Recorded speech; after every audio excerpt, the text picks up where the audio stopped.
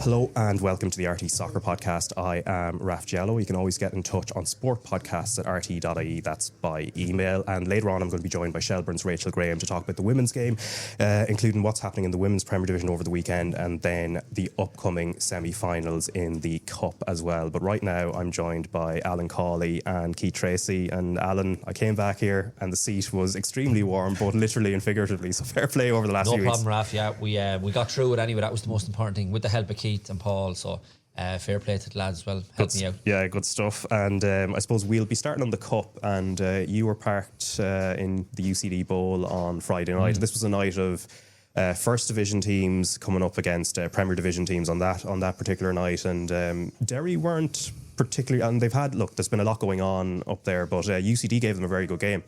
Yeah, I went over to the Bowl, Raf, and it was more kind of to see, with the noise that was around Derry City at the moment as well, and just to see kind of what the environment or the atmosphere, and obviously it was a big cup game for them as well, because it has been a very disappointing season, and playing against the First Division team, and you always know what you're going to get from UCD.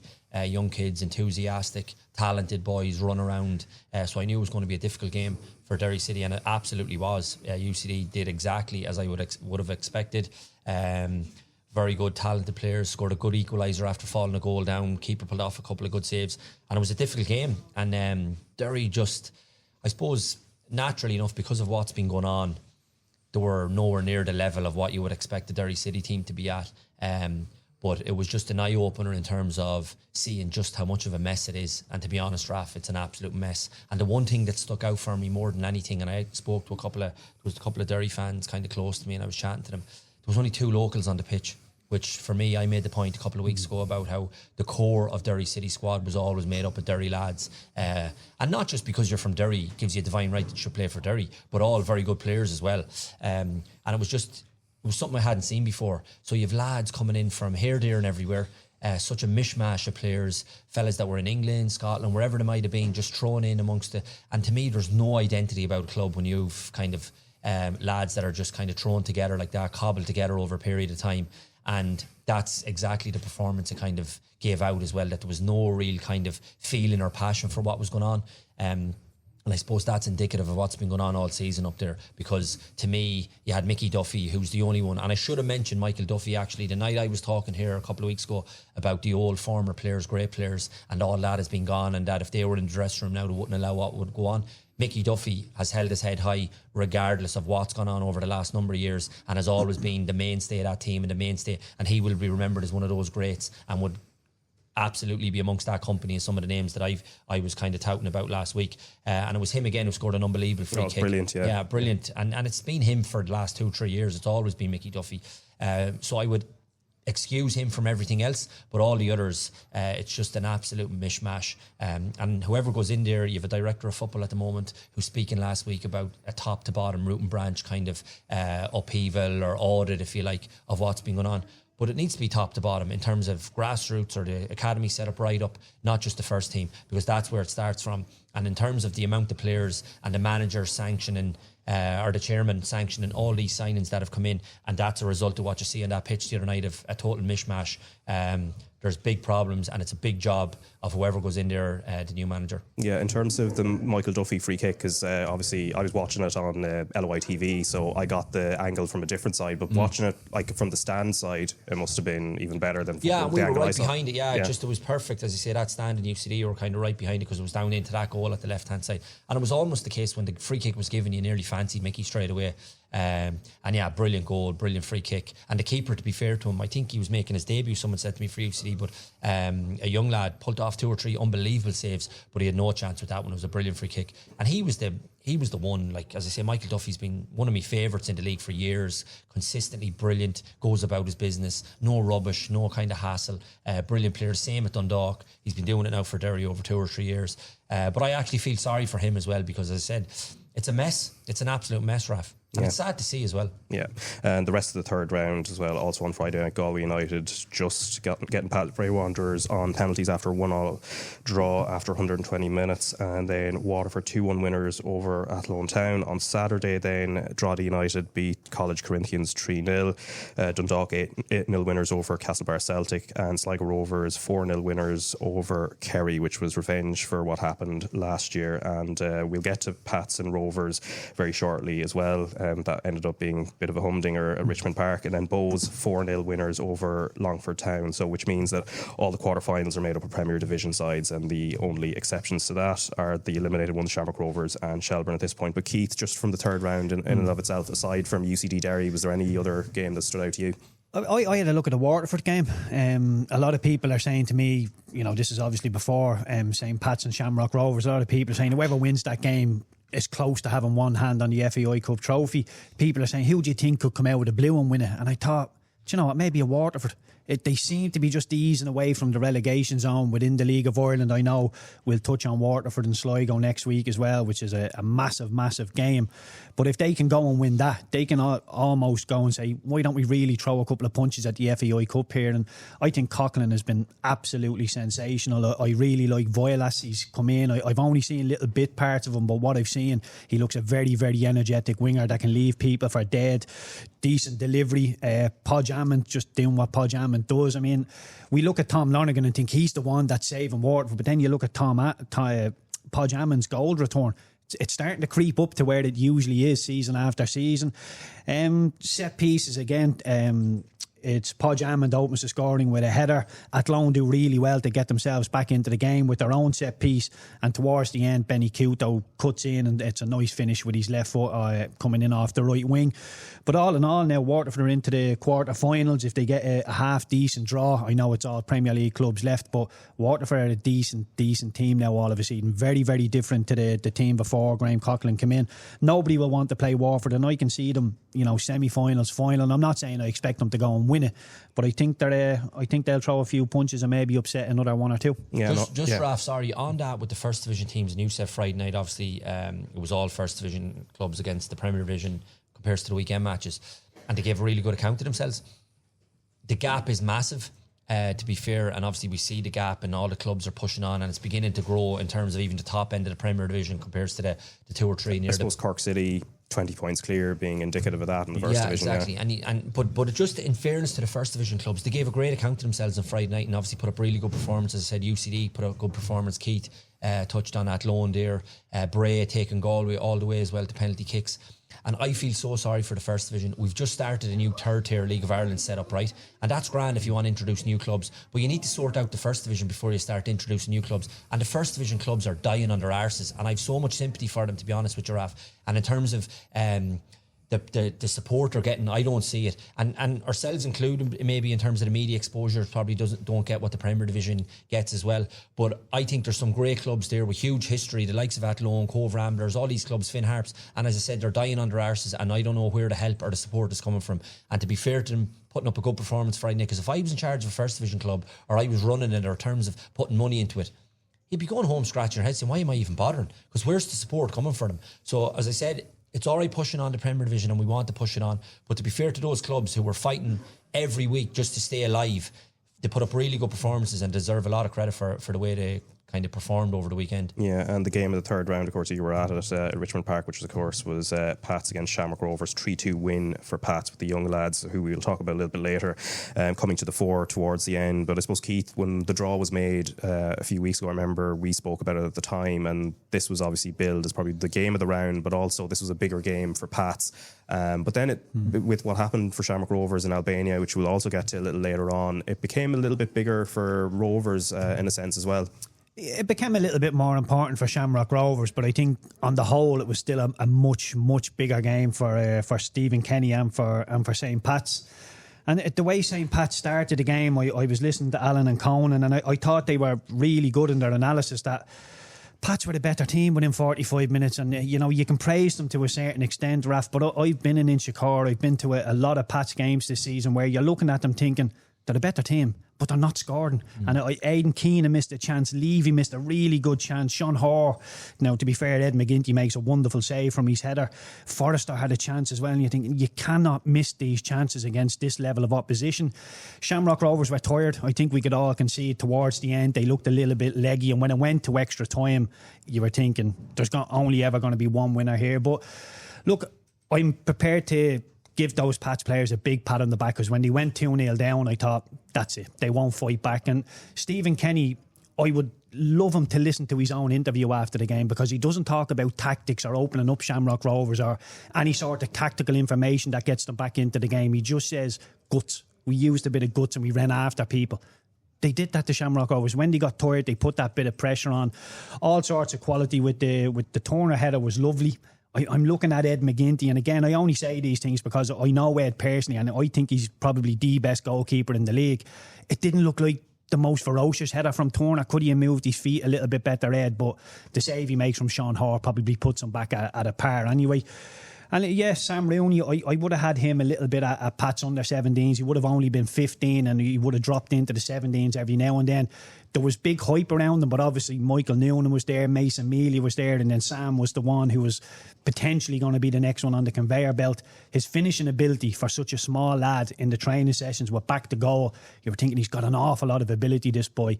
But very petite, needed to grow out, and probably still does need to grow out. But his finish towards the end, Raf, when the ball comes to him, he takes that touch. I'd have probably swiped at that first time, just, you know, given the amount of pressure on him. To take a touch, and then Ed McGinty knows, I think it's Enda Stevens is at one side. He knows Enda Stevens have one side of the goal block off. So Ed McGinty goes to the other thinking, if you try and whip it, I'll just catch it.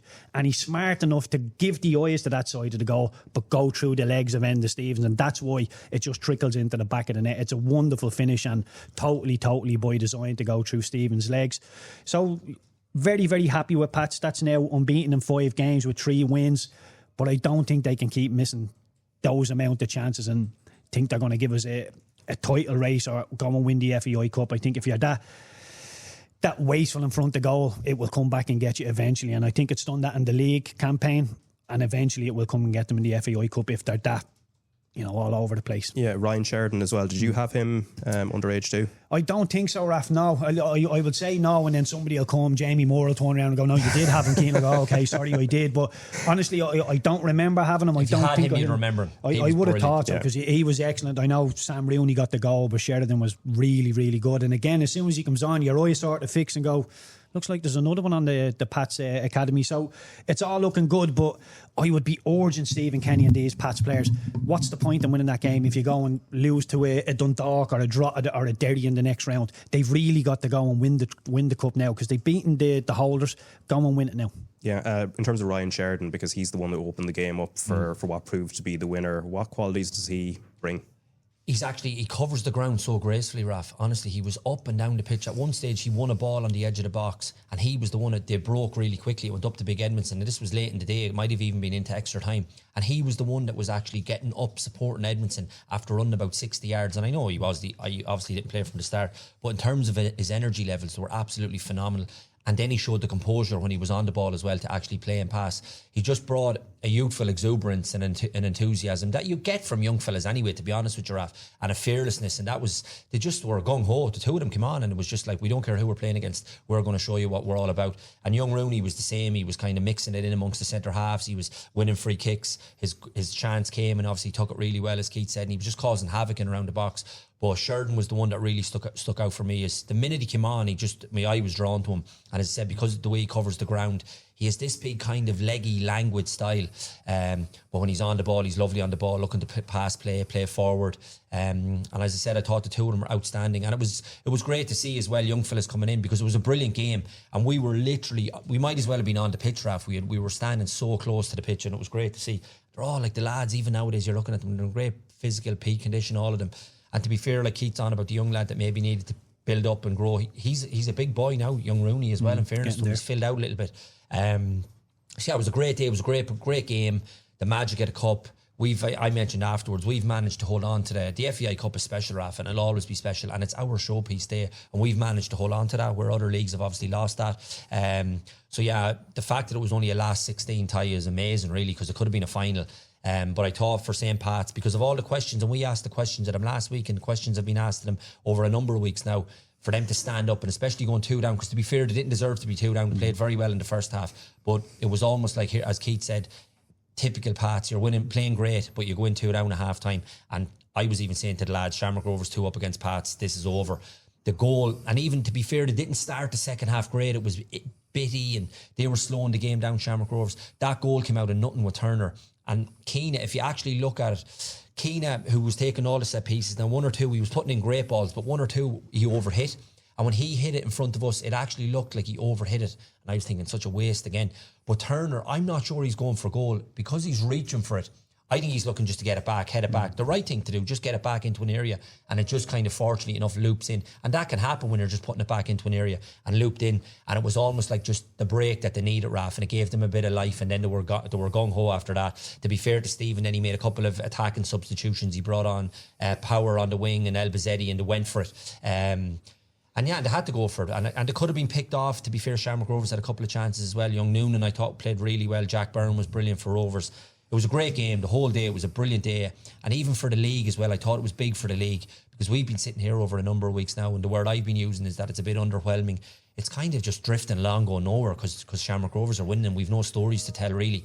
Whereas that now breathes new life into the league as well, and the Cup, which is obviously, we love the Cup. So it was a great day overall. I thought it was brilliant. And I think I speak a lot about Pat's missing opportunities. There's some mistakes in there, Raf, that you'd imagine Stephen Kenny is going to get the game out. And just look at Joe Redmond, that mistake for the first, because Sabawali does really well, very intense to go and hunt down a ball that he's no right to keep in. But when Joe Redmond comes across, he can just hit that with his left foot up the pitch. And I remember at the time sitting at home screaming at the telly saying, Joe, just get rid of it. The second goal is a set piece from Shamrock Rovers, but they win the ball back on the edge of their 18-yard box, St. Pat's. Keane Levy gets it, and I think it was Conan said he tries to nutmeg somebody. Yeah. You can't do that. Yeah. You cannot do that. I mean, if you nutmeg somebody and go the other side, okay, everybody's going to let it go. But if you lose it, straight away, Rafa. Look at him yesterday, Keith, right? And I mean this in a constructive way, right? Everybody's talking about Levy. He was called into the Irish squad. What he needs to improve on massively is decision making. Yeah. He's dribbling with the ball, running into dead end, running into blind alleys. And I know he's a good dribbler and a good ball carrier, gets you up the pitch, but it's in that kind of final third, his decision making is terrible. And as Keith said, that cost him the goal. He's trying to nutmeg a lad right in front, and they're under the cosh. You're thinking, just get in 1-0 at half time. Tries to nutmeg the lad. They end up, Jamie Lennon gives away. Jamie Lennon played really well on the day as well. He does all the donkey work for them, and he covered a lot of ground.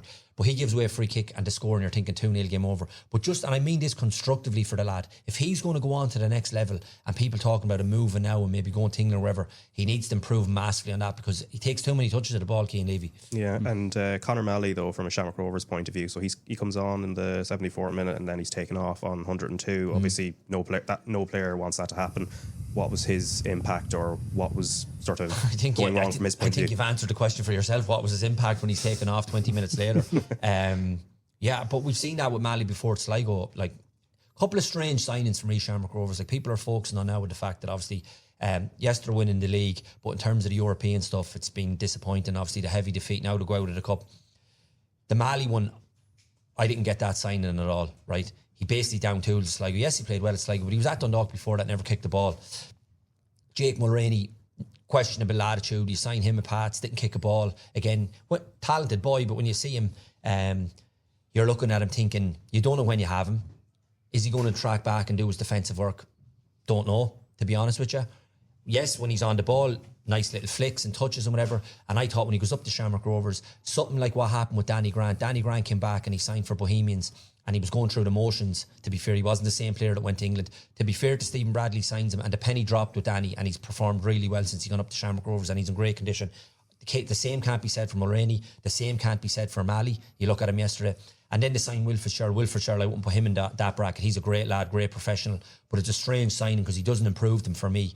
You know, so there's a couple of things that you're looking at Shamrock Rovers thinking, why are they not? They were always signing Mandrio from Bowes or wherever, and the best players, I'm looking at them now, those 3 or 4, they're not improving the squad for me. Yeah, and speaking of the Europa League now, actually with last Thursday's second leg in Albania, so this is against Egnatia, and they had gone in with a 3-1 lead going into that second leg, and probably should have been more than 3-1, and that would have been a bit of regret. But then, you know, they didn't really turn up on the day, lost 5-1, and Stephen Bradley afterwards, he said, tonight is probably the worst performance I've ever seen from us. No, there's no positives from that performance. That's everything we're not and what we haven't been.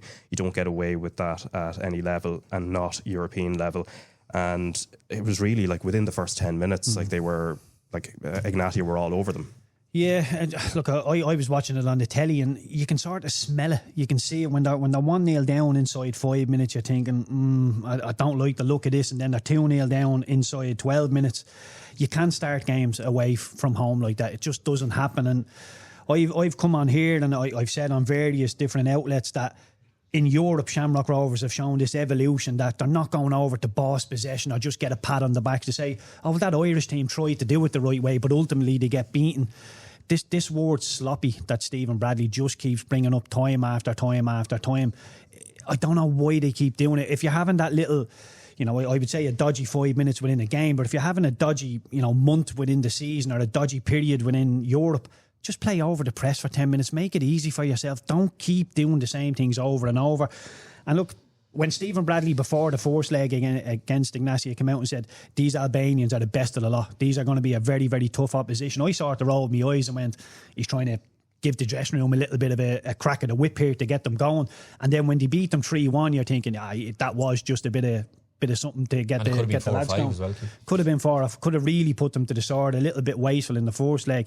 But the second leg, Egnatia were an awful lot better. But there's a lot of me thinking Shamrock Rovers didn't really turn up, to be honest with you. But I know we're all doom and gloom, and I'm reading headlines this morning about being a dreadful week for Shamrock Rovers. I totally accept that. They're not going to defend the FAI Cup. But if they get European League phase football and they win the league, which they look nailed on for me to do anyway, European group stage football has to be a decent season again for Shamrock Rovers. So they still could pull it out of fire. It could still be a brilliant, brilliant season, but winning the league alone for Stephen Bradley and Shamrock Rovers isn't enough. But that KuPS game on Thursday, and obviously the second leg, is going to be absolutely huge. And even they've got the doubleheader against KuPS, then they've got Derry away, Bows at home, and St. Pat's away. Over the next 4 weeks, Shamrock Rovers season will really, really take shape. I expect them to go and win the league regardless of what happens in Europe. But if they come out of the KuPS game on the wrong side, it will leave a bit of a sour taste in the mouth, all right. Yeah, and a financial blow as well. Financially it's huge. But just in terms of what Keith's saying, and I know he's right, like in terms of to get group stage football and to win the league, that's a great season. It's more around the narrative of what's gone on. Like you lose to the Maltese team, Florian, away from home, the Armenian team, and now an Albanian team. Like that's not a great look for our kind of standard bearers that's trying to improve the standards and the standards that they've set for themselves. But I said afterwards, those Shamrock Rovers fans have been spoiled rotten over the last number of years. So now's the time you stand with the team and you help them and you try and get them through. Because to be fair to Stephen Bradley, he's produced the goods over the years as well. So yes, it's been a disappointing week. Yes, it's been kind of doom and gloom, as Keith said. But this is the time where you show that you're a real supporter and you get out and help them. Because they're on the verge of winning 6 leagues in 7 years. Now we can talk about there's no rivals and there's no competition. You still have to go out and win the league, and they've done that, and they've produced and they've got the European group stage football the last 2 or 3 years on the trot as well. So as I said, this is a time to kind of really kind of rally behind them, because you can't maintain it forever either. Stephen Brad, I think the word, you can't win everything. You can't, and it does come to a natural end at some point.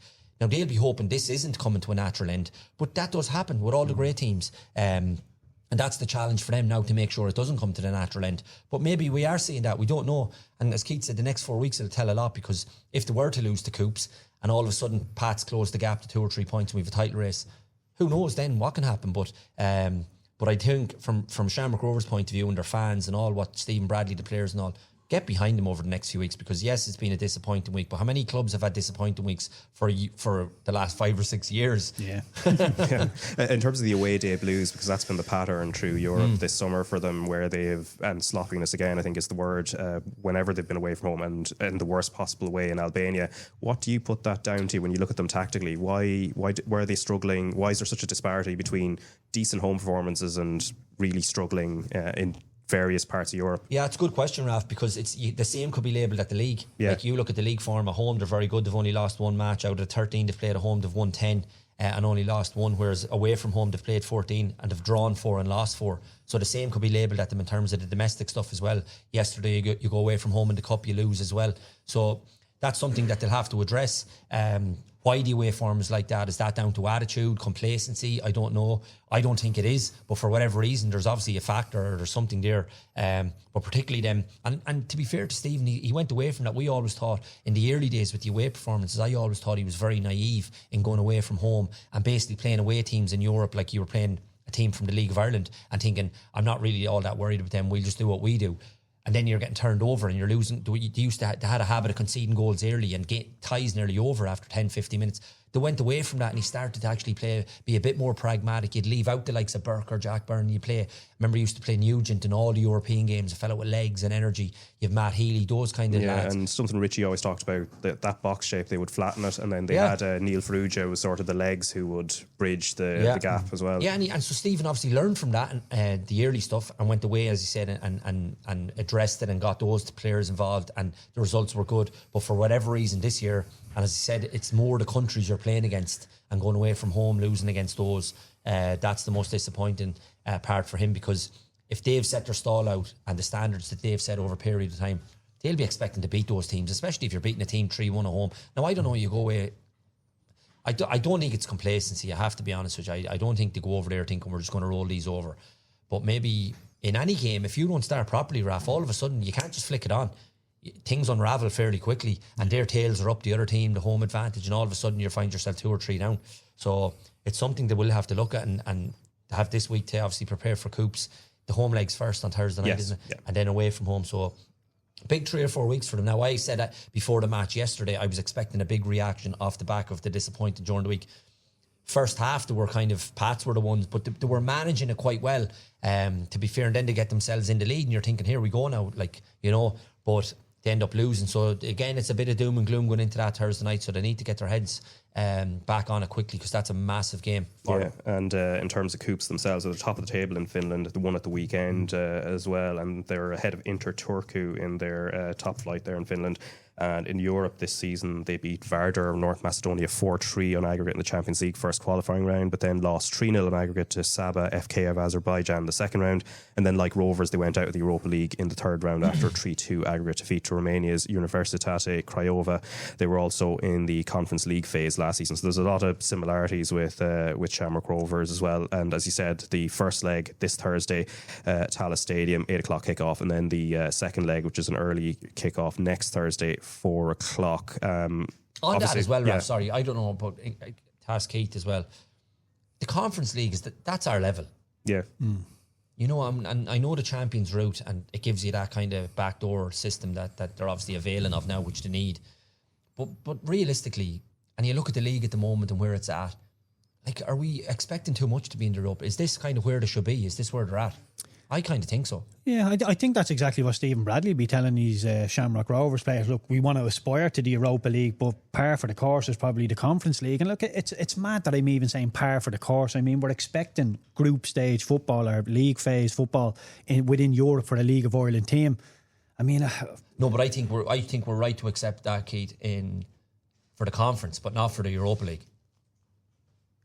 What, that we expect them to get Conference League? Well, kind of, yeah. Like, that's where that's what I'm saying, the progression in that. I mean, it was probably 2 years ago, 3 years ago, we're looking and thinking, look, if we can compete in Europe, we'll all be happy. Now we're saying at least Shamrock Rovers should get league phase football. But I think the way it's set up now, the Conference League, that's where we should be aspiring. That's where we should be getting to. Our champions should be getting into that. And that's where they've been, and they've been great. And then we ask the question, can they do it over a period of time? And they have now the last, is it 3 years consecutively or 2 anyway? Yeah. And now here we are with a chance again. But the point I'm making is, should we be expecting them to get to the Europa League group stage? I don't think so.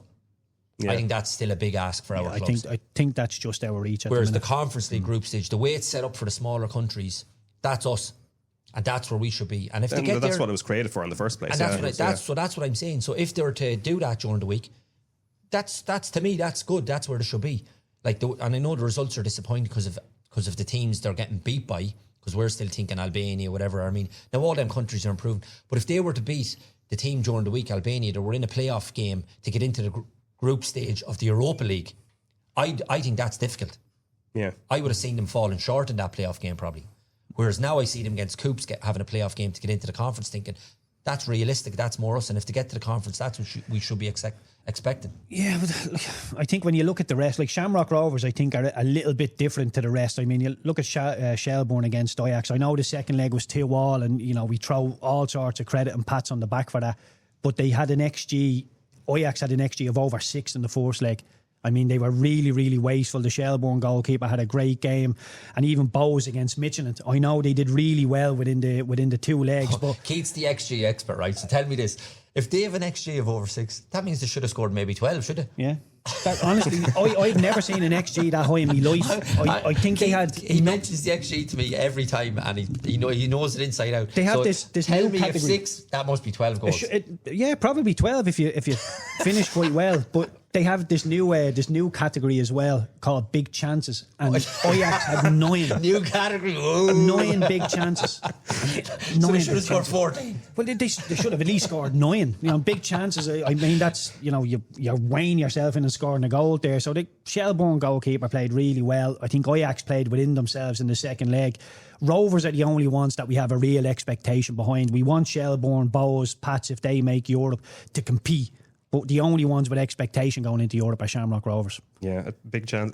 I would have liked more like big technical terms instead of big chance. Yeah, when he was banging out the new category, I was saying, here we go, this is something good. Something that sounds scientific or something, like it's on the periodic table or something. Yeah, big chances. I'll take it anyway. Yeah, just to take it out. A big chance. Although Ajax didn't take it anyway. Yeah. But anyway, Shelbourne drew 2-2 with Ajax, a creditable result there. And then, of course, the same night as well, Midtjylland beat Bowes 3-2 in Denmark. And I suppose watching in isolation, and I suppose without the context as well, it's, you would have, looking at that Shelbourne side, you wouldn't think this is a side that's struggling domestically the way they turned up against Ajax. No, but that can happen sometimes, Raf, in the sense that the biggest challenge for John Russell, yes, 2 things there. Yes, it's brilliant to put in a performance, and they run Ajax close, and it looks great on paper, and the crowd is up, and everyone's cheering, and it's brilliant, right? But it meant nothing, really.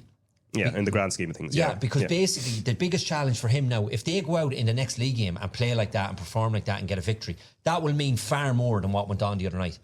And it's a lot easier to do it against Ajax, believe it or not, and throw caution to the wind. Not like there was obviously a game plan, I don't mean like that, but I mean go out and express yourself in a game that there's no real pressure, no one's expecting us to do anything. This is a bit of a free hit, front of a big crowd, European night, Ajax are the powerhouse. It's like playing against Chelsea in a pre-season friendly in or something like that, in years ago when they used to do that, and you just go out and play, and you might get a result or you might draw with them or whatever.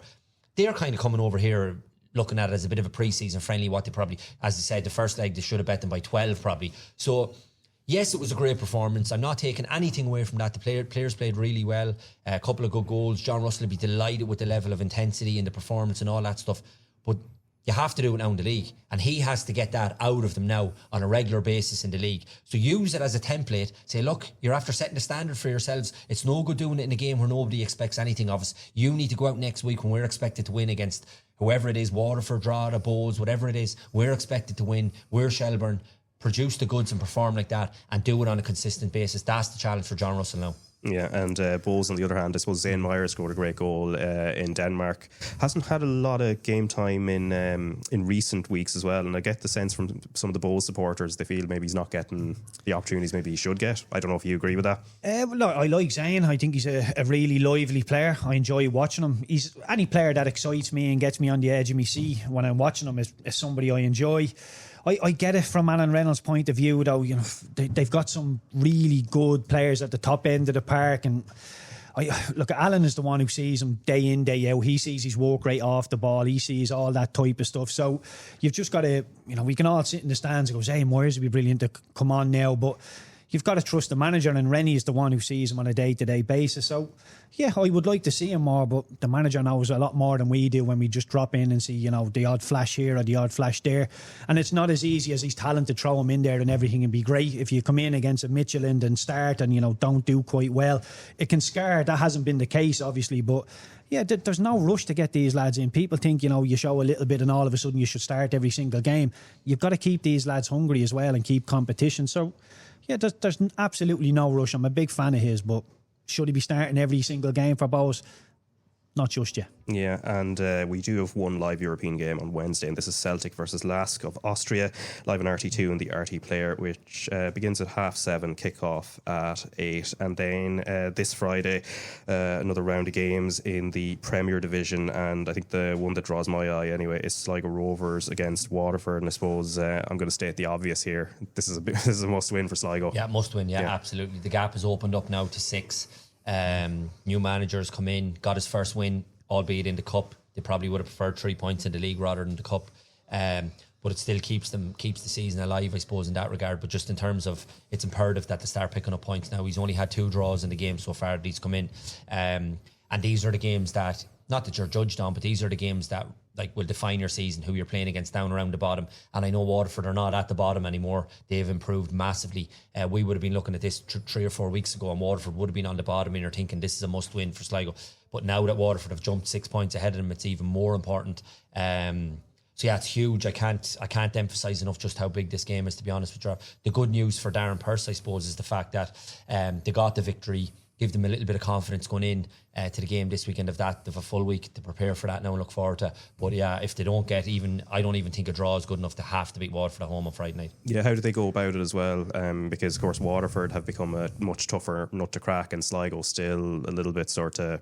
Obviously, they've been struggling in the league, and obviously they got the Philip in the cup against Kerry. Although I think the scoreline was a bit harsh on Kerry, from what I heard. Yeah, I think it was a lot closer than the 4-0 that the scoreline suggests. But from a Sligo point of view, it's a difficult one, because I'd imagine Graham Coughlin, he might not admit this, but you go and tell your Waterford players, don't get beat, just don't lose this game, because they've done well enough over the last month and a bit to say, we don't need to win this game. They do. And if Sligo go and overextend and, commit bodies, I'm sure Waterford will be able to hit them on the counter-attack. And what I really loved about Waterford against Athlone, I think Waterford had less possession. Usually the Premier League team would have a bit of an ego and think, no, we'll get the ball and we'll prod it from left to right and be the one that are dominating possession. Waterford don't care about any of that type of stuff. You have it if you want, but when we get it, we're going to put balls into the box for Amond, Lonergan, Noonan joining in as well. I look at Sligo and think, at 9 league games now without a win, that's an awful long time to keep going back to the well without getting a reward. And if you're Waterford and Graham Coughlin, you just rewind to June where they beat Sligo 4-0 and think, just replicate that again. I think it's a must win for Sligo, and even if Sligo somehow pull it out of the fire and win, there's absolutely no guarantee that they can catch a draw or a Waterford. So I'm not too sure. I think if Waterford win, like, where do you go from a Sligo point of view? The Monday coming in, you're thinking, how do I get this dressing room going when everybody just keeps moving away? Must win for Sligo, but I have to be honest, Raf, I've always said it, I've got a soft spot for Sligo, as does Alan, but I don't see them getting out of this. Yeah, no, and I don't either, to be honest with you. I have to say this is as bad as I've seen it now. And it's been coming, to be honest. Yeah. To be fair to John Russell, you're losing your best players every year. There was obviously the big news during the week about the new structure. Behind the scenes. And they're going to go away from that kind of fan-owned model, if you like, that's been there for years and years and forever. There's a bit of a risk with that, obviously. Well, there is, Raf, but I think realistically, they kind of have to. If you're trying to compete with the clubs that, like we're talking about, Bows, it was announced during the week for those 3 ties after picking up 1 point, just below 1.1 million. Shamrock Rovers have a chance to obviously get into the Conference League. Like, they're going to push on again financially in terms of the money. Shelbourne have just played in Europe, more money, and they have investors behind them as well, which is huge. Bows are the only ones, obviously, the fan-owned model that's able to sustain it. But look at released another new jersey, wore it yesterday in collaboration with Massive Attack. Like, they have that mastered, that kind of model that they have. And to be fair to Daniel, he does unbelievable work in that regard with the collaborations they're able to come up with for the jerseys, and that's where they make their money as well, on top of them being successful and doing well on the pitch and potentially challenging Shamrock Rovers, but they'll get European football and all. So all the clubs are pushing on, and the ones that are not have benefactors. So as much as the fans might not like it, that's the only way they're ever going to compete. I started the show talking about the first division clubs dying on their arse. That's what will happen to Sligo Rovers unless this kind of new model is implemented. And unfortunately, if they get relegated as well, it's going to be even harder to get that model introduced or a benefactor in the first division. Nobody will touch it down there. So it's there's big conversations are about to happen over the coming weeks for Sligo Rovers. So not only on the pitch, off the pitch as well, Raf. It's becoming a huge kind of period in their history as well, in terms of the role of them, I suppose, in the community, in the town, and also in the league and where it's standing. Yeah, and let's move on to the Premier League, and I suppose let's talk about it first from an Irish perspective. So last season, Irish players collectively had 11,763 minutes of action, with Queevy and Kelleher, Nathan Collins and Jacob Ryan making up the bulk of that. Josh Cullen's injury would have impacted that number negatively as well, because he was a starter for Burnley for the most part, and that figure, so that 11,700 and such, that's down from 17,212 the season before, but slightly up from the low point of 9,320 or 23 2 seasons before that. And then I suppose other players on the books, if we're looking at the big 5 leagues in general as well, Corey Ndaba at Lecce, Andrew Omobamidele at Strasbourg, and James Abankwah at Udinese among those as well. And of course there's a few in some of those other smaller leagues. I think we've just seen Tayo Adaramola just signed for Cercle Brugge as well on top of it. But looking ahead to this season, the only Irish first team players really who would be realistically likely to get plenty of game time this season: Kelleher and Nathan Collins at Brentford, Jacob Ryan at Everton, John Egan at Hull, and then Dara O'Shea at Ipswich. And it looks fairly bleak at this stage if we're only looking at it with Irish eyes.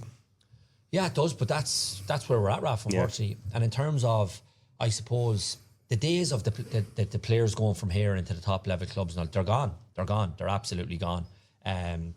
You'd want to be like, we looked at a couple of young fellas yesterday and played really well at Pats, but realistically, are they going to walk into a Premier League team at the top end of the table? Absolutely not.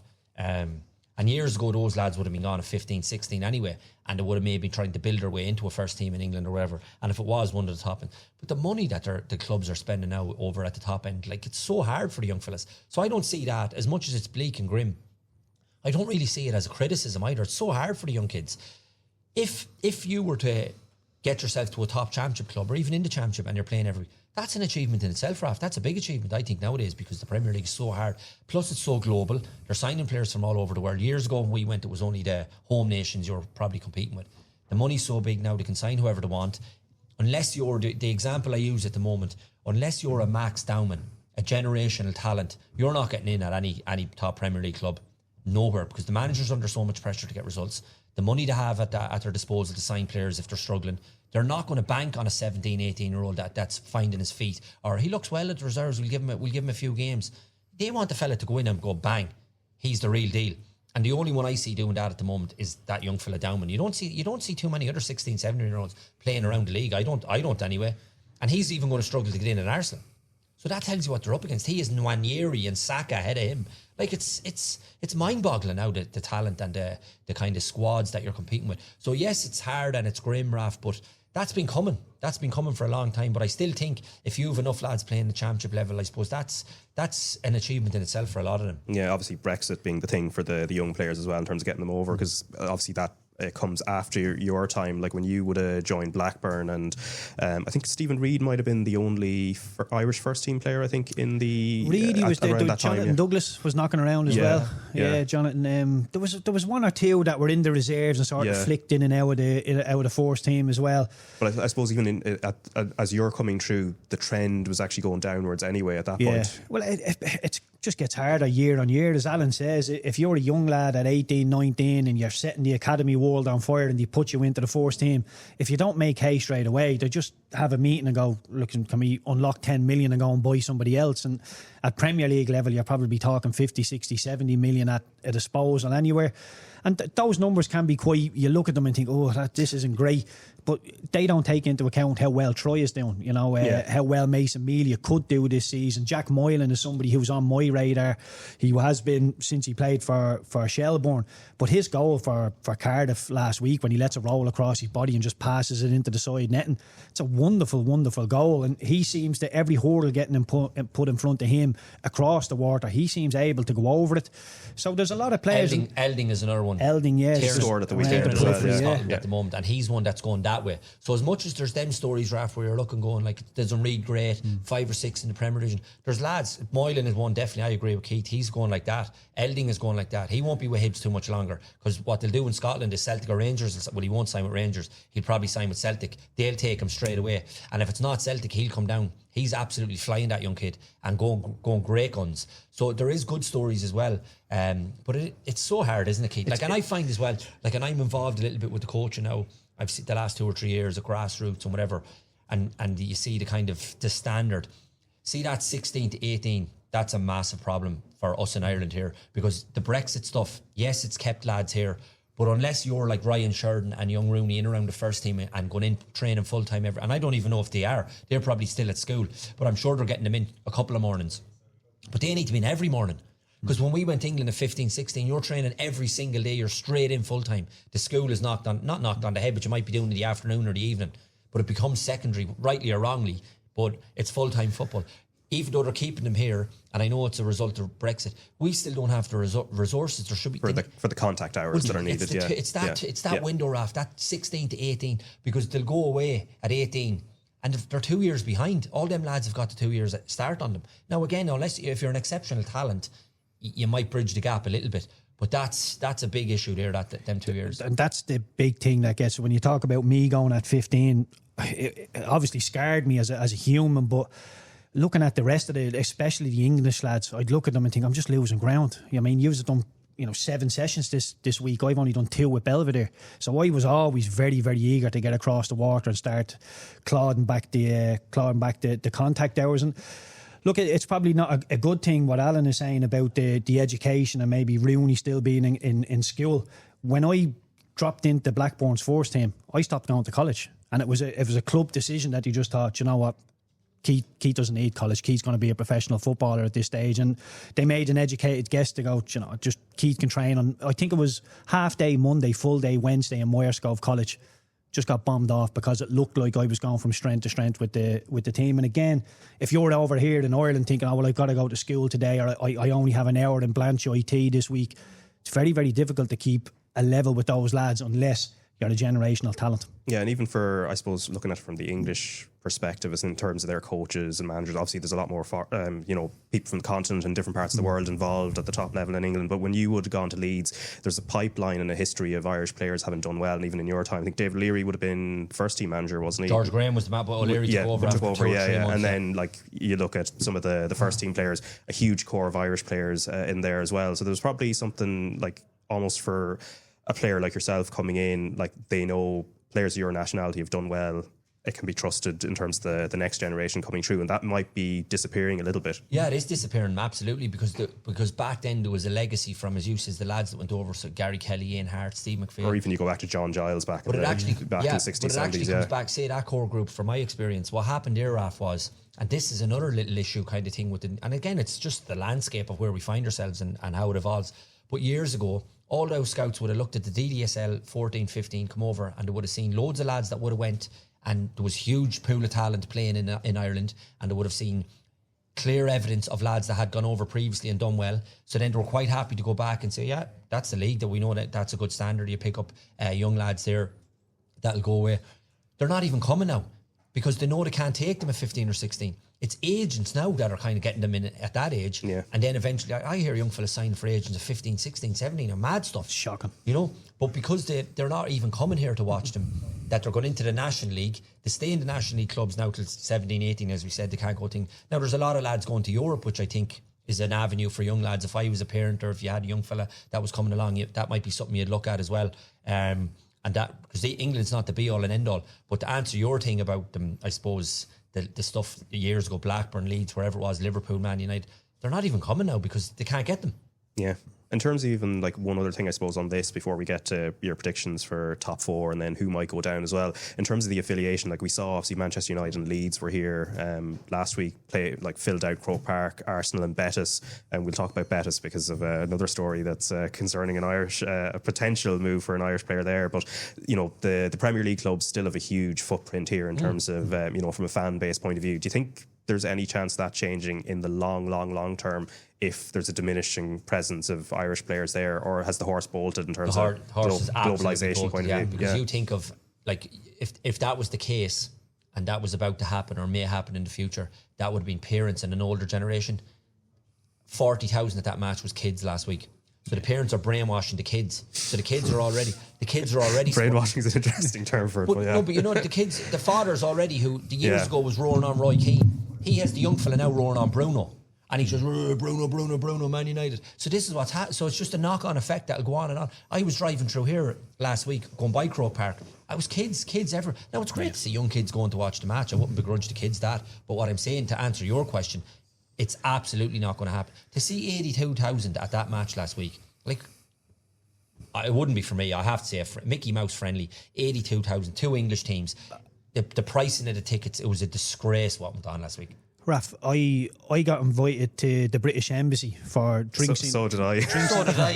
You're not that you did as well. I was the only one thrown up though. Drinks and canopy on the lawn. It was lovely. It was really. Did you go really, in the end? I went in the end. Right. See, my wife had the phone in her hand when the email came in, and as soon as she seen canopies and drinks on the lawn, she RSVP'd straight away.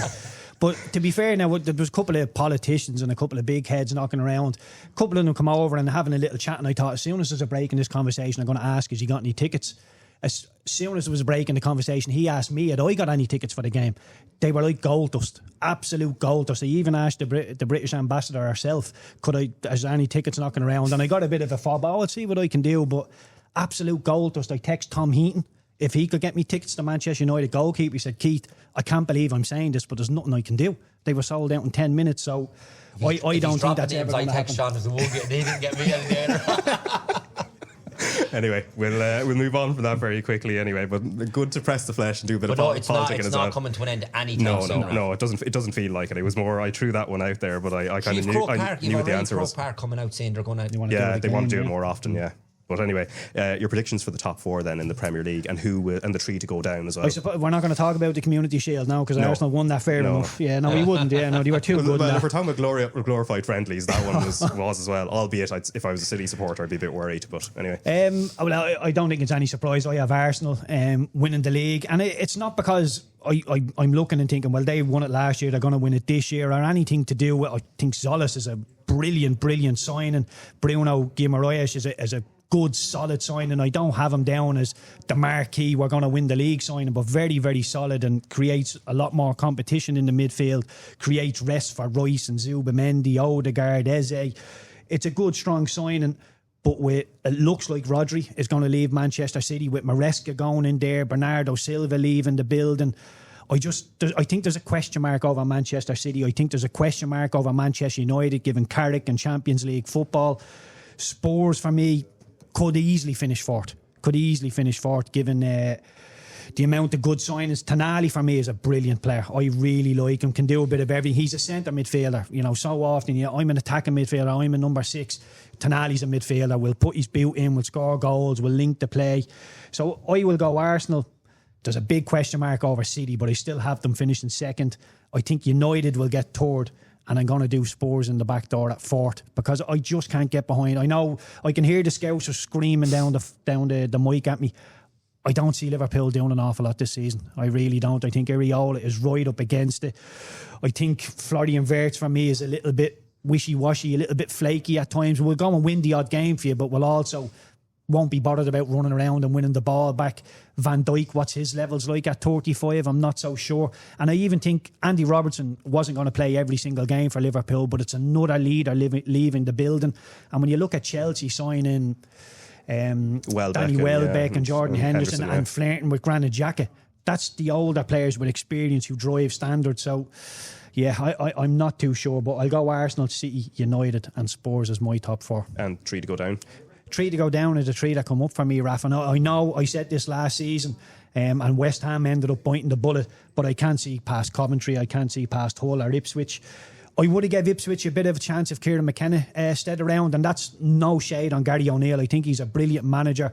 Enjoyed him at Wolves, really enjoyed him at Bournemouth. I enjoy his interviews, but I just think the quality of player at those 3 clubs is a little bit detached from the likes of a Leeds, a Brentford, a Crystal Palace and Nottingham Forest. I think they're all a little bit better than the 3 that have come up. Yeah, and just on the same question first before I get your top 4, obviously last season Sunderland came up, but they spent a lot of money in the summer and they bought Xhaka, etc., and they pushed on and got European football as well. So are you looking at this time that there's nothing to replicate from the 3 that have come up this time? No, and I'd include Leeds in that as well, who were, to me, you'd always associate Leeds as being a Premier Division team, huge club, huge fan base. Even though we might have been questioning because of the manager, he performed wonders. Farka did a great job last year, whereas this year I would agree with Keith, those 3 coming up, you associate them as being top level Premier Division clubs. Definitely not Hull, Ipswich years ago, but I still wouldn't have them ahead of like the likes of a Leeds or Nottingham Forest, those kind of well established. Sheffield Wednesday even, I might even throw ahead of them.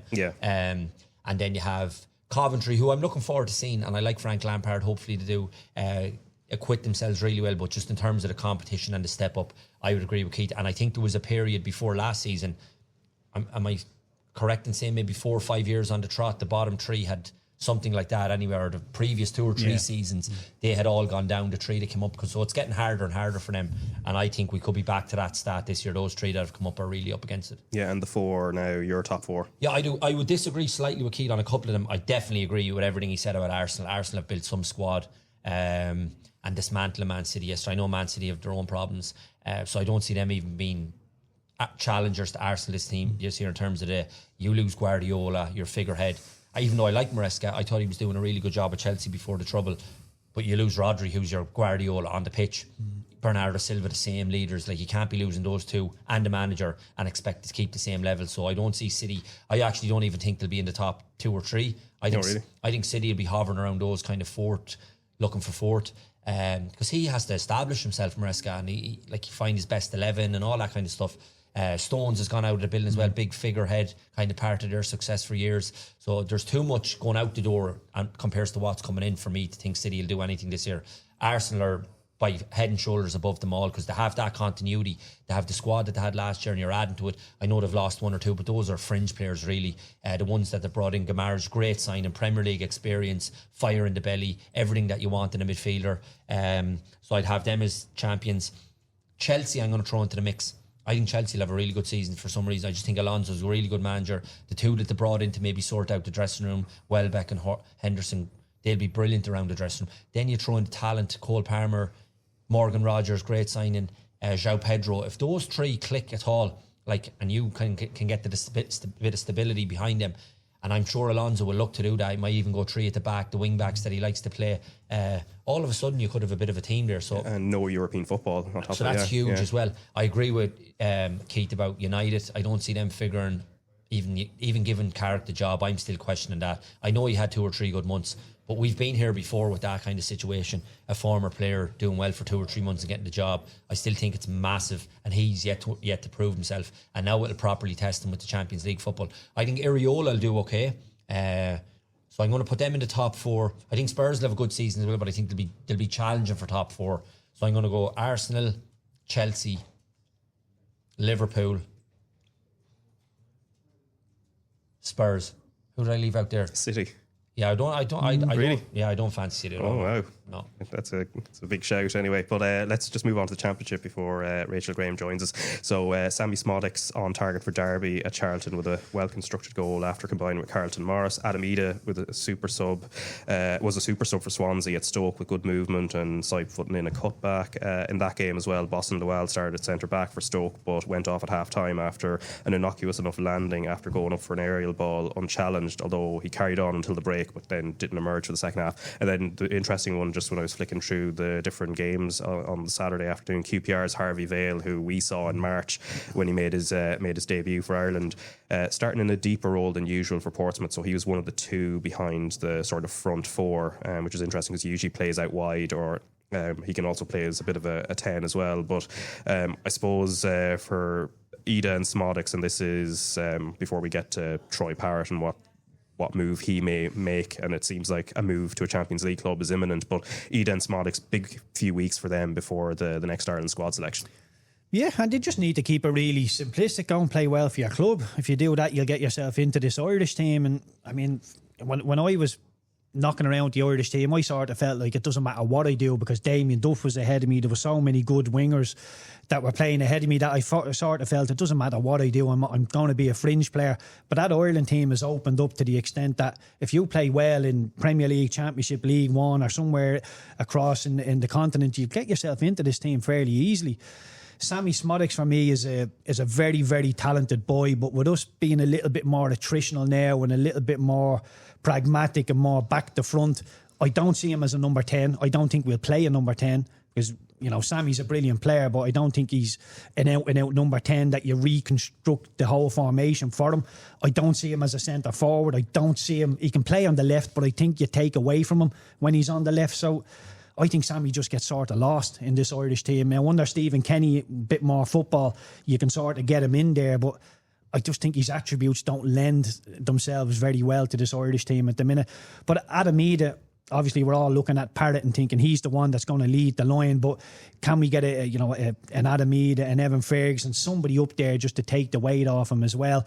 But they just need to play well for their clubs. There's very, very few nailed-on starters in that Irish team. Okay, we can talk about the defence and the goalkeeper, midfield, and other than Troy up front, I think there's a lot of places up for grabs still. Yeah, and Evan, of course, I didn't mention, but mostly because it's very unclear what the next few months look like. He's obviously still coming back from an injury as well. But Troy Parrott, the talk previously had been West Ham were potentially in for him. That doesn't look like it's happening.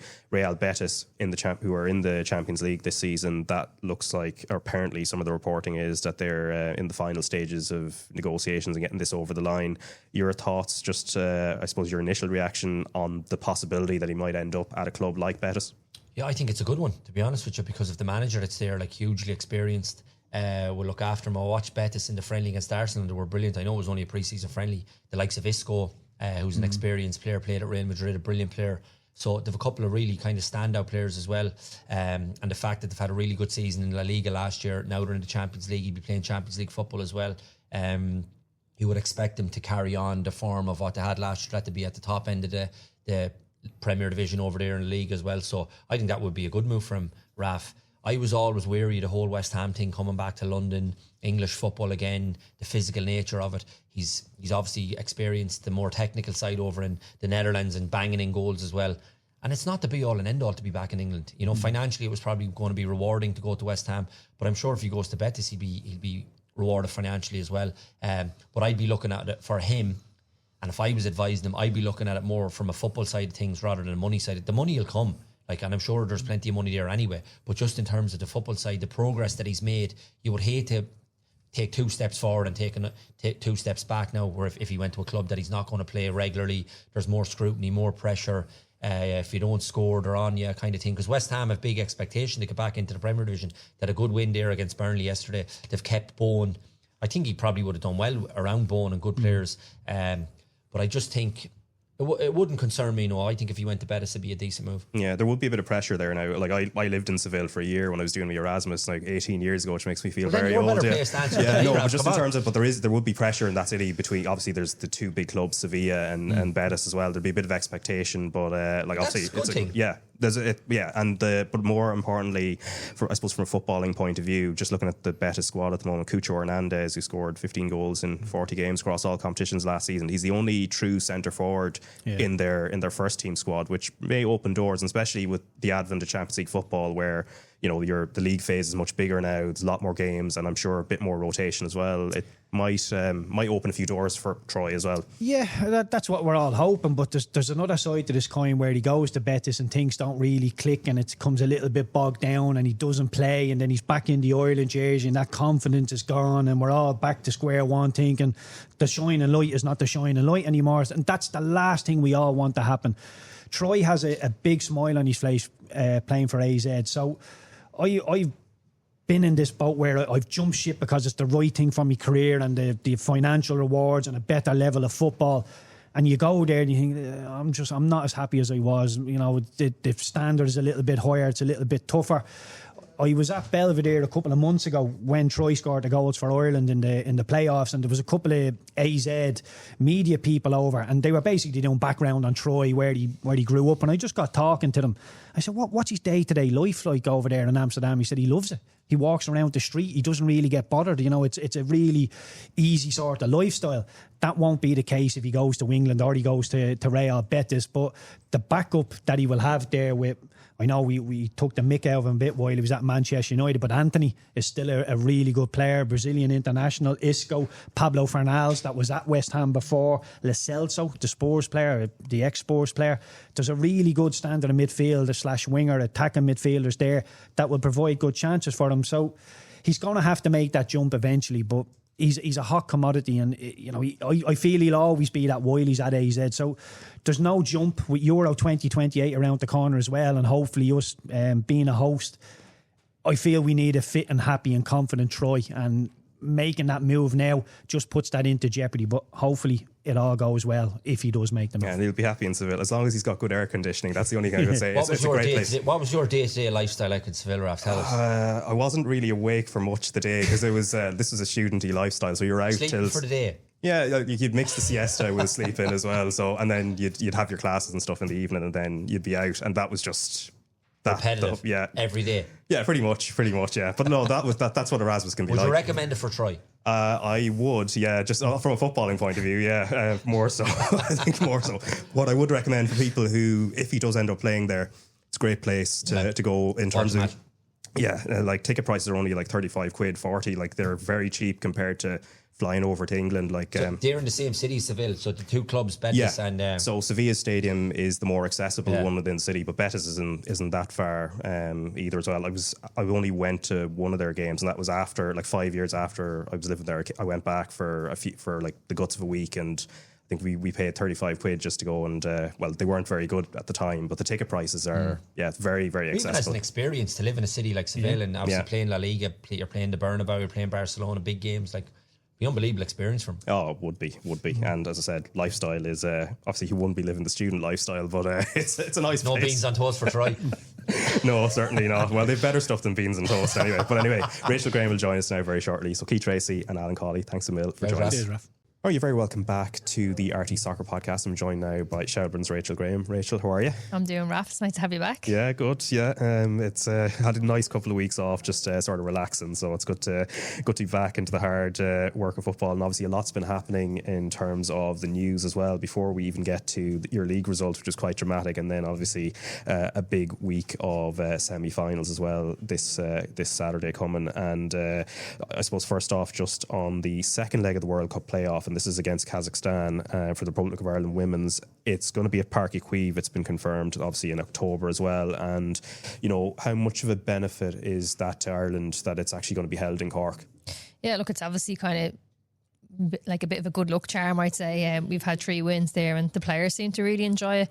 You know, we do get good crowds. There was over 12,000 at the Netherlands game. We had over 18,000 at the France game. We played them there. And look, I don't know, maybe it's that a bit more of an appeal in one. You know, this is probably going to be hard for some people to get to. It's a midweek fixture, but I do think the team has kind of got a bit of a good following now where young girls want to go. Like, they don't care who's, you know, what's on the line or who they're playing. They're going to see our Irish girls. So look, you'd hope that we'd still get a decent enough crowd. Obviously, it's the second leg of that fixture, so you'd kind of think, you know, if it is, we go over to the first leg and it's, you know, we win 4 or 5-0, well, that may be possibly turn people coming off just because probably the game will be over. But look, hopefully it's not the case. It's not been the case before, so we won't, you know, be too negative about it in that way. But look, the only probably thing about that pitch, it's so open, and we've seen that the last game there where the weather in the Netherlands game, I think anybody went home, you know, 2 or 3 kilos heavier with their clothes. Were just so wet. So look, you'd hope kind of the weather. Obviously, you know, Tala's quite open as well, or it's high open. You do get the weather factors, but I just think with Parc y Cuivre being quite open, you'd hope come October we're not having, you know, a really wet, windy day where it kind of takes away from the game. Yeah, it's hard to predict with the weather anyway. Like, we've had about 3 heat waves, I think, this summer already, possibly more to come. Let's move on to the results from the weekend. So DLR Waves 1-0 winners over Cork City. Galway United beat Waterford 2-0. Shamrock Rovers 3-0 winners over Peamount. Wexford 4-2 winners over Treaty United. Athlone in a tough game, actually, in the end, 3-2 win over Sligo Rovers. And then we're going to start off on your win, Shelbourne. That is 2-1 winners over Bohemians, and that doesn't really even sum it up in a certain sense. I know it's 3 points at the end of the day, but it felt like a lot more than that, even watching it from the live TG Cahir game post-match. Yeah, look, you know, we've always spoke about it here that we have such a rivalry with Bows, and I know when you look at the table you think it's one of the top teams against one of the bottoms, should be easy, but we know that's never ever the case going into play against these. And sometimes it's, you know, it's really dangerous playing a team that has kind of nothing to lose. And they referenced that themselves when they beat Galway only the week before, that, you know, they're just throwing everything at it, you know, nothing to lose. It's very dangerous to play a team like that, and proved the case with us as well, where, you know, they went for it. They didn't really care about, and in the first half, like, they really kind of went at us and, you know, weren't overly concerned with conceding against us. They just wanted to go and obviously go 1-0 up. I think the first half was pretty even. They go 1-0 up, and then, look, we have, you know, great reaction to it. We score pretty much straight away. We'll probably get a bit of luck. Just, I think it hits Fiona Donnelly's heel and just falls straight to Hallie Harcourt. And look, she's not going to miss from there. But I think in the second half then, as it went on, like, we were the ones kind of pushing for the winner. And look, this, you know, we slag Parrott all the time. She's a bit of a magnet in her head for the football. And look, they'd marked her well all game, to be fair. And then just she found herself on her own in the box with the 92nd minute winner. Yeah, obviously, as you said, it's no secret in terms of Pearl and them being a magnet in the box. Is that a skill that can be taught, really? Because it's a pattern that we see very, very often with her. I think it's a bit of an instinct with her. Look, she likes to stay up there when we need a goal, and I'd always say to her, like, you're our best player in front of goal. If anyone was true 1-on-1, I'd probably pick Pearl to be the one to finish it. So look, she just has a knack for being in the right place at the right time, and look, she's a great header of the ball as well. It's a good finish with the ball in from Aoife Kelly, and then look, I think the fans behind the goal were giving her a hard time all game, and then she kind of let them know then no better way to shut them up. Yeah, and started the game as well, because it was noticeable you were well on top at that point. Bows were struggling, and Bows' Ciara Maher after the game, she told Chidi Cahir that they were frazzled by the system that you were playing in the first 15 minutes. But then the dynamic of the game kind of changed after that. Yeah, and look, you know, we've kind of chopped and changed our formation based on, like, who's available or what's the best way for us to set up against the opposition. So I think no matter what game we're going into, teams are probably preparing for 2 or 3 different formations, or, you know, 2 or 3 different 11s at the moment. So it's good for us to be able to kind of adapt and change. And look, they did. I thought the first half was pretty even, to be fair to them. I thought we started, like they said, well, and we had a couple of chances, but they then grew into it, kind of got to grips with their game, and then, you know, obviously go 1-0 up, kind of, I don't know, obviously say against a run of play is probably even enough at that time. And but look, they're such a young team, like, to be able to adapt on a pitch with such young players, it's a credit to them. Yeah, and obviously the timing and the goals as well, because, you know, I think it's the cliche, if you can score 5 minutes before half time, it's a great time. Team doesn't have too much time to react. Bows do that, but you still had time to react. Yeah, and look, we've been in this situation before, like, where, you know, probably a negative way, that we need a bit of a wake-up call to kind of go and have a reaction. So in one way it's really good, and obviously another way it's not, it's a negative one that we conceded, probably a soft goal. Look, it's a great finish, obviously. Savannah Kane, like, she scored against Galway the week before as well. She's on form at the minute. We were probably a bit disappointed with how easy they came through the middle, but look, the reaction, you know, was perfect from us, and like I said, probably got a bit of luck. It just hits the heel of Fiona Donnelly and falls to Hallie, but look, I can't feel sorry for herself in them situations. You just have to go get a goal back before half time. And look, if you had went in 1-0 down at half time, obviously a different team talk, you know, it's a much tougher second half for us. So I think it was a bit of a get out of jail a little bit for us as well. Yeah, and then the second half as well, Rachel Kelly in the Bulls goal, she had a brilliant game in the end, and like, I thought when she tipped the I think it was from Bella Fakini, had a shot towards the end, I thought that was sort of game over at that point and settled, but she was a bit of a wall in her own way. Yeah, she saved him a couple of times, and it was kind of one of them games, as I felt like, you know, a goal is coming, we're getting chances, but the clock is quickly running out as well, and you're kind of thinking, is it just going to be one of them days? Because I think we hit the post just before that, and it falls straight to Brie, and you think goal, and she hits it just wide, and then Rachel makes that save. So you're probably thinking, look, is it just this day we're never going to score? But, you know, credit to the girls, we just never gave up. Everyone pushing forward, doing their best. Aoife Kelly, big ball into the box, and obviously it's not the most glamorous way to play, but sometimes you just have to, you know, you go away from your trying to play through the towards and just get it up there as quick as we can. And look, Pearl, you know, to be left unmarked in the box there, probably disappointed with, but look, she has a habit of doing this. She's done it many times before. Yeah, and a bit of good news for yourselves as well. Kate Mooney returning as well. She came on for Hallie Harcourt, laid on, I think, 84th minute or so, and obviously we know she spent quite a bit of time out. Yeah, and she, like, Kate done her ACL a year ago, just under a year ago. It was actually in Dalymount. She'd done it against Bows, so it was kind of a bit of an emotional one coming back for her there as well. But look, I think if anyone's ever looking for inspiration who's done her ACL, it's her. Like, the work she's put in. She's been at every training session, start to finish.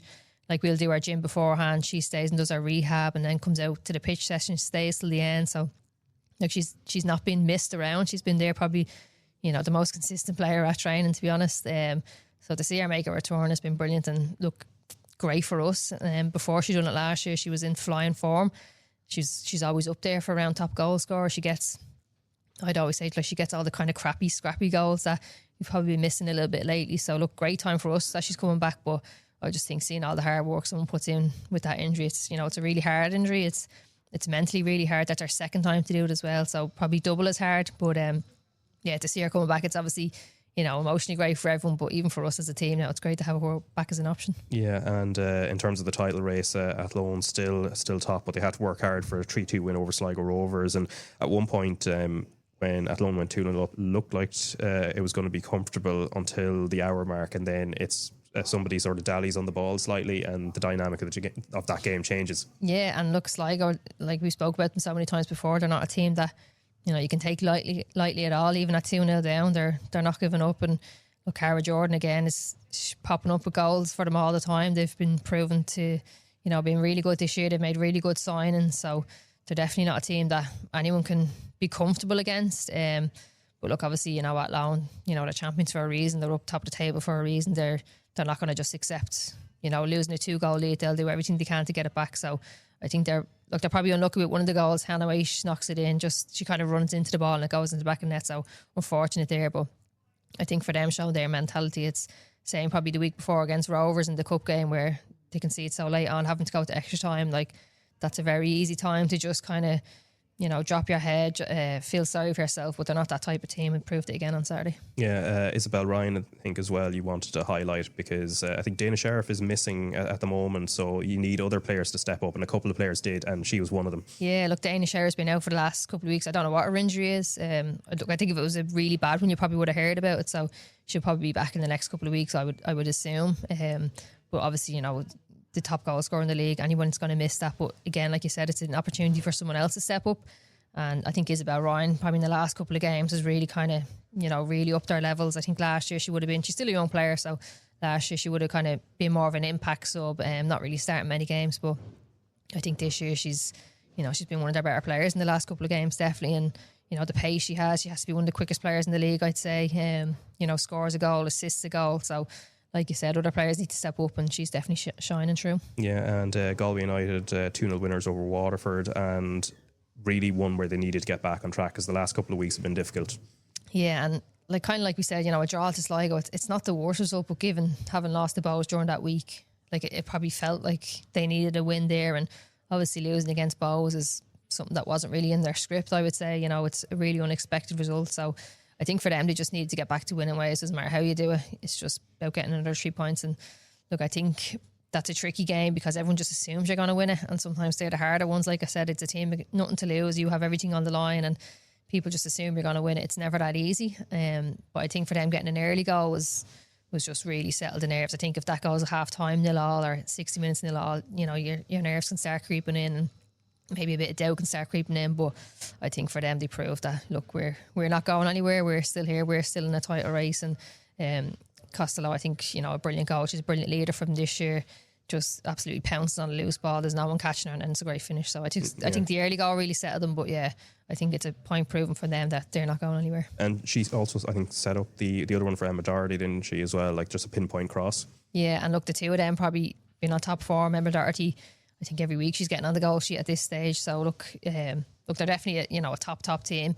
Just one or two bad results. Sometimes when they're close together, people start kind of doubting you. But I think for them, look, I can't imagine they're having panic stations in their camp. They're still, in touchless distance of Athlone. We still all have to play each other once. So there's definitely nothing decided yet. Yeah, and Shamrock Rovers beating Peamount 3-0. And I think when I was looking at the result, it was sort of a sense of, because I remember when Shamrock Rovers came back into the league, they made a splash with a couple of big signings, and it was specifically from Peamount, and it just feels like passing ships in the night, where Shamrock Rovers, as inconsistent as they might have been in recent times, they're going one way and Peamount's fortunes are going the other.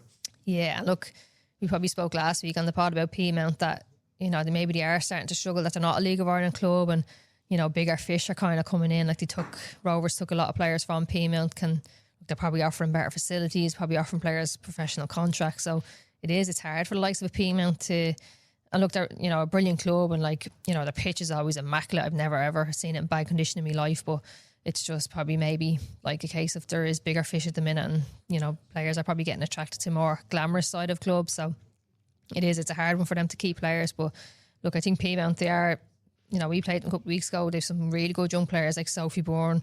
She's only coming through. She went the opposite way. So she was Rovers and went to Peamount. So they're kind of, switching where the Peamount kind of mature players are going to Rovers and the younger players from Rovers are going to Peamount for more game time and experience. But yeah, look, I think Rovers, they're kind of a bit in the background at the minute, but they're still touching distance of possibly getting that second spot, which we know is European football this year, and no one's really looking at them, no one's really talking about them. And sometimes that's a great position to be in, where you can just go quietly about your business, no eyes on you, no one kind of looking too in depth into your performance. But look, they're getting the jobs done each week. Yeah, and they have a plus 15 goal difference on top of it as well. Ellen Malloy coming back as well will probably be big for them. Yeah, huge. She's obviously been in the States playing, so it's not as if she hasn't been away, or she's been away doing nothing. She's been over there playing at a good level as well, so she'll be back. She came on the weekend, and probably not much longer before you see her back in the start 11. We know how good she is, we know the quality she has.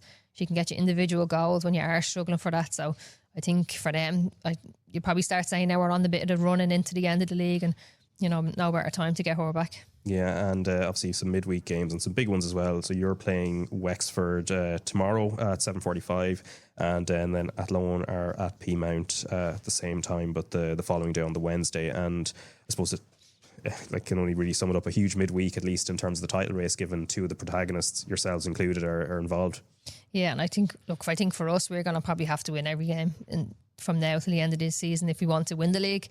Athlone are obviously, they don't look like they're dropping points anywhere, so look, you just have to hope they slip up, but we need to just make sure we do our business. And look, it's going to be a tough game tomorrow. We've played them the second week of the league, and look, we probably should have won the game. I think we had a lot of shots on goal and just couldn't score, but again, not an easy game. Like even midweek games are just a bit out your comfort zone, a bit you're used to having a Saturday where you wake up and all your focus is on your match, whereas now players are waking up, they're going to college, they're going to work, they're probably not getting the right, they probably might not be able to eat at the exact right time they want to, so it is a bit kind of out of your comfort zone. But look, they're just things you have to put past and get the job done. But look, Wexford are coming in good form, just scored 4 against Treaty, so they're well able to score goals, we know that, so we're definitely going to have to be on top form if you want to beat them. And in terms of opposition analysis as well, do you get, obviously there's less time to do that as well. Is it a little bit trickier sort of trying to just work out how they're going to set up just because you have less time than if you have a week to run into it? Yeah, like obviously, so we try Monday, Wednesday, Thursday, so normally Monday we kind of review our own game, and then Wednesday, Thursday we'd focus on the opposition. So look, we're training tonight, so it's a quick turnaround, obviously.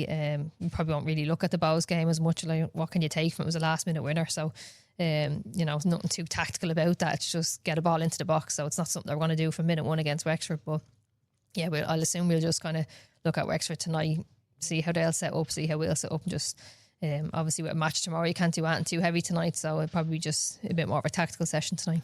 Yeah, and moving on to the Cup semi-finals as well. So you've got Cork City in a 4 o'clock kickoff, and then later in the evening Athlone Town against Galway United, which is a blockbuster one at 7:35 p.m. And I suppose to your semi-final first, I suppose the table doesn't lie. Cork City are at the bottom of it and also lost DLR Waves at Turner's Cross at the weekend as well. But I think from what you've said here multiple times, they're a better team now than what they were at the start of the season. Yeah, and look, probably Derek Coughlin deserves a lot of credit. He's gone in, and their performances have gone up since he's gone in. But look, you would like to think, if we're at our best, we'll come out as winners in that game, but sometimes it's not always as easy as that. It's a cup semi-final, a chance to be in a cup final. It's not that someone's going to hand to you. Like, we'll have to go and work for it. And look, we've won our last games against them in the end comfortably, but we've had to really work for it. We've got, I think it was nearly 60 minutes in both games before we could break them down, and I'd imagine it's going to be the same, where they just sit in deep and try and frustrate us, try and catch us out in a break. They could possibly have a big crowd it's a home advantage for them. They're going to get a bit of the city behind them, where make it a bit of a hard place for us to go to. But look, I think if we go and do our business and we play well, we should be able to beat them, but that's just not always the case. Yeah, and what's their biggest threat, I suppose, going forward in terms of what you're going to be looking at? Their threat. Their threat. Yeah, look, to be fair, when we played them in Tullogany only a couple of weeks ago, they did catch us out once or twice where they got broke away through on goal, where we're kind of throwing everything at we're really high up the pitch and they win it back and they go and attack against us, and we have a lot of space in behind. So we do know that they have that threat. But look, that's just the way the game's going to go. If they sit in deep, we'll have to go at them. We're not going to go there and sit in deep at all. So I think that's the way the game is going to be. We'll just have to be ready for any transitions, any balls in behind. And look, we've dealt with them before, so there's not to say that we can't do it again. But if there's a crowd there and a cup final on the line, sometimes it's just extra motivation for someone to get on the end of a ball or finish a goal. So look, it won't be easy, but like I said, I think if we go and do our business, play our way, I think we should be okay. What's the key in these kind of semi-final games that you found like consistently that works for you, that gets you over the line? Look, I always find I get a lot of people say, just treat it like any other game, but like I don't know if that is great advice, because it's not like any other game. Yeah. Especially with a final, people say it's just another game, but it's not really. Like, you'll have different emotions going into the day. There's a lot more on the lines, a lot more pressure, a lot more nerves. I do think you have to kind of approach it differently, where just be aware that you are going to feel probably a bit more nervous. There is a lot more on the line. The other team is probably going to be a lot better than they have been recently. So I think you need to just be prepared for that. And look, obviously, the other part is you have to just play it like you normally would, in terms of your, wanting to get on the ball. Don't go hiding now because there's a bit of pressure on you, or still want to do the same things. But I just think you need to be prepared for that emotion, where it's not going to feel like a league game. Yeah, and Athlone also have experience at this level, of course, having won the Cup more than once in the last few years. In terms of Galway, they're looking to get to a final for the first time, but the last time these two faced each other, Galway came out on top at Eamon DC Park, but the context has changed a little bit since then. Yeah, and look, that was another probably late winner as well, or two late goals and a very late winner, so it's hard to kind of take much away from that. But look, the two teams are they're both very attacking teams. I think it'll be attack for attack, who outscores the other. But Athlone are probably in better form. Obviously top of the table. They have home advantage. That's huge for this. Look, I think Galway, it's not too far away. They hopefully should get a good support. So I think it's going to be a great game. It's really, really hard to call. I don't know if I was to put money on it. I wouldn't be too secure in my choices. But look, I think it's going to be a great game. I think potentially if you're looking at a final, I think for the sake of a final, I think Galway would be a great final. I think us and Athlone have played we played three years in a row at one stage, and I just think it'd be a great final. So I think for the good of the game, I would hopefully it was us and Galway, but it's never goes that way. And I suppose a final point, what's Galway's best bet? Because you said attack versus attack. Athlone have a lot of momentum behind them. Galway seem to have stuttered a little bit. What's their best bet in terms of trying to stop Athlone and then trying to find a way through themselves? Yeah, look, I think Athlone are really strong on the wings. I think that's where their goals came from the weekend. Like I said, Izzy Ryan is on form at the minute, so I think for them they really need to be cautious of balls down wide areas. The wingers getting face your fullbacks running at you. I think they're really dangerous from there. Like Dana Sheriff potentially could be back, so anything in around the box she's lethal on. So, but look, they've quality all over. Like Hannah Waite in the middle, excellent player. She just seems to pop up everywhere. Like she's back defending for them. She's up scoring goals. She's setting up goals. So look, they've quality all over. But I think their main threat at the moment, is their wide areas. All right. Well, we'll see what happens. Obviously, best of luck best luck tomorrow, and then also at the weekend. And obviously, it's a very, very busy week, and you'll be joining us next Monday as well, and we'll find out what the outcome is. But we'll be back next week. So thanks for listening and watching.